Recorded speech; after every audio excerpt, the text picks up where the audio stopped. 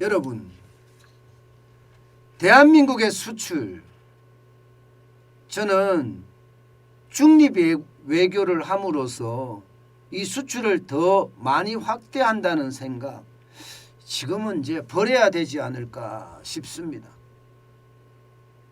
그만큼 말입니다. 중립이 아니라 신냉전 체제가 구축되는 그런 분위기예요. 전 세계가 말입니다. 그런데 대한민국은 이 와중에 도대체 어디로 가고 있는지 솔직히 저는 좀 헷갈립니다. 왜냐고요? 대러시아 경제 제재를 하자 이렇게 서방이 결의를 하고 모두가 러시아에 대한 독자 제재에 들어갔지만 대한민국은 독자 제재에 참여하지 않았거든요. 쉽게 말하면 큰 그림에 대러시아 경제 제재는 참여하겠지만 독자 제재는 안 하겠다 이런 얘기예요. 그러니까 미국이 미국을 포함한이라고 이야기해야 될 텐데요. 어쨌든 미국이 대러시아 새로운 통제 조치 바로 실시를 했습니다. 무슨 말이냐?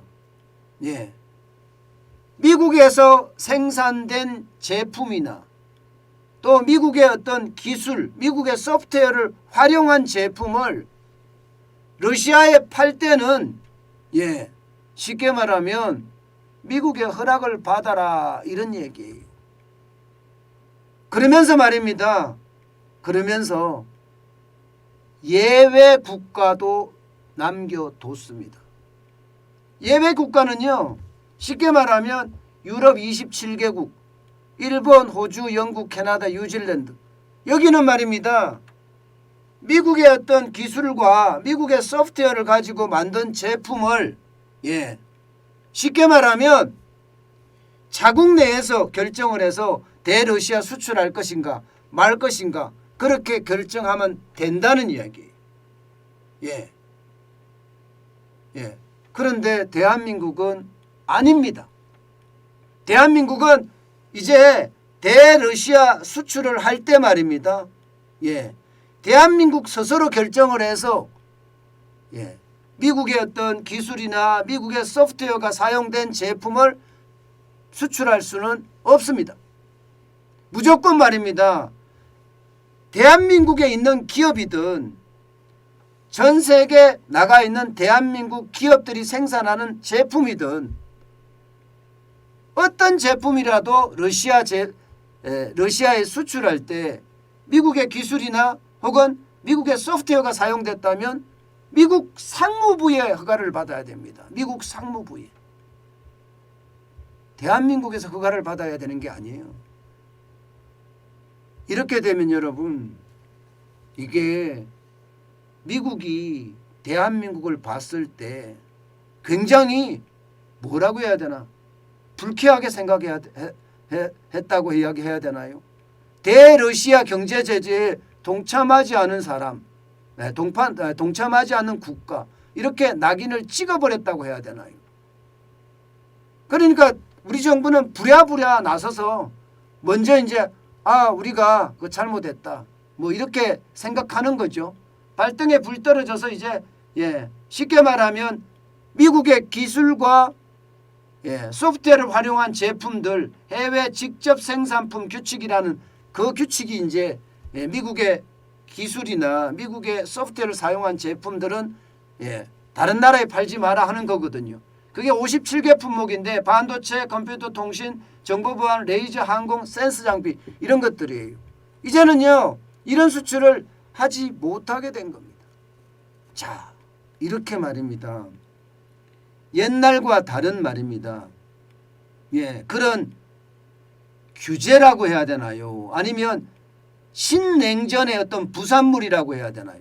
옛날의 냉전이 아니라 새롭게 만들어지는 냉전의 부산물이라고 이야기해야 되나? 아마 새롭게 만들어지는 냉전의 부산물이 아닐까 싶습니다. 여기에 이제 우리가 어떻게 행동해야 되느냐가 굉장히 달라질 거예요. 제가 여러분들에게 아마 이야기를 굉장히 많이 했을 겁니다. 아마 이거 여러분 기억나시죠?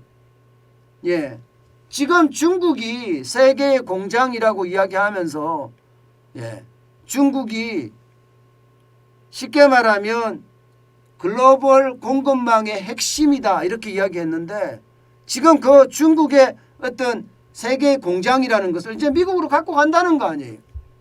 글로벌 공급망의 재편까지 지금 미국은 계속 추진하고 있어요. 첨단 기술은 무조건 미국에서 생산해야 된다. 이런 생각을 지금 가지고 있는 거예요. 일부 제조업이나 이 동남아나 그죠? 동남아나 예, 대한민국이나 여기서 의지를 해서 하겠지만 나머지 첨단 기술에 대해서는 미국을 중심으로 재편을 한다는 것 이거 반드시 생각해야 되거든요. 그렇다면 여러분 보세요. 지금 분명한 것은 미국과 중국의 냉전, 미국과 러시아의 냉전 이런 것들은 더 커진다는 이야기가 되는 거죠. 그러면 우리는 어느 편에 서야 될까요? 우리는요 아주 뭐 분명합니다. 한미 동맹이라는 게 있잖아요.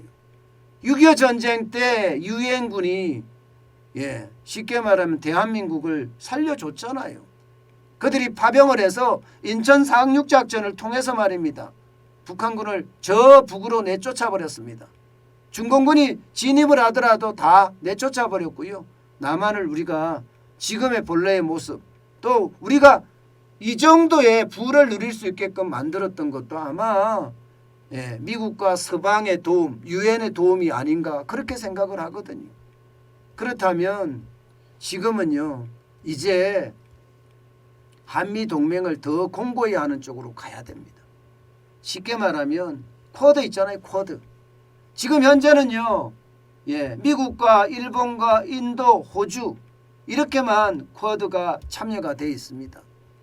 예, 이 쿼드가 쉽게 말하면 미국 주도의 4개국 연합체인데요. 중국을 견제하겠다 이런 얘기예요. 중국을 견제하겠다. 저는 여기에도 빨리 대한민국이 참여를 해서 이제 수출을 하려고 그러면요. 안보 동맹을 중심으로 동맹 국가를 중심으로 해서 수출을 할 수밖에 없습니다. 예, 지금처럼 신냉전 체제가 뭐 공고히 된다면 아마도 더 심각한 문제가 발생이 되겠지요. 저는 이런 걸 보면 말입니다. 문재인 정부가 도대체 우리 경제를 어떻게 할까 저는 참 궁금해요. 그냥 말아먹자는 이야기 아니라면 지금 그 어느 때보다 발 빠르고 기민하게 움직여야 됩니다.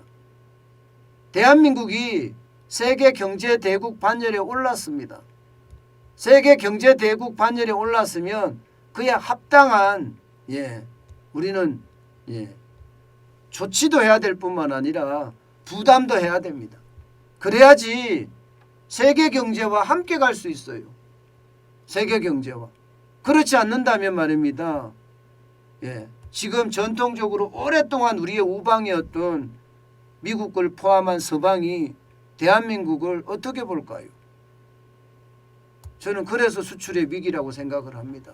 안 그래도 대한민국 수출 신찮아요.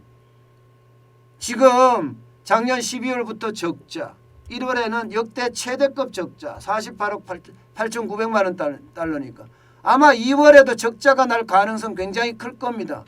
아마 오늘 발표가 될 텐데 적자가 나면 그에 대한 충격들 저는 굉장히 클 수 있다고 생각합니다. 저는 그래서 이제는요. 안보가 경제다. 안보가 경제다. 예, 외교만이 경제가 아니라 안보도 경제다. 안보가 경제다. 이제 그런 생각을 가지고 움직여야 된다고 생각을 합니다. 지금처럼 예, 뒷북으로만 치잖아요.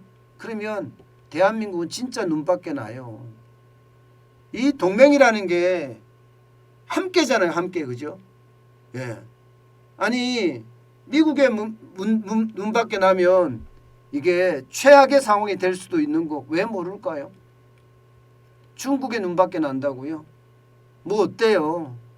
러시아의 눈밖에 난다고요? 어쩔 수 없죠. 저는 그렇게 생각합니다. 때문에 지금은 그 어느 때보다 예, 대한민국이 빨리 움직여야 될 때예요. 자칫 잘못하면 그 충격의 도가 더 커지지 않을까 예, 저는 그렇게 분석하고 있습니다.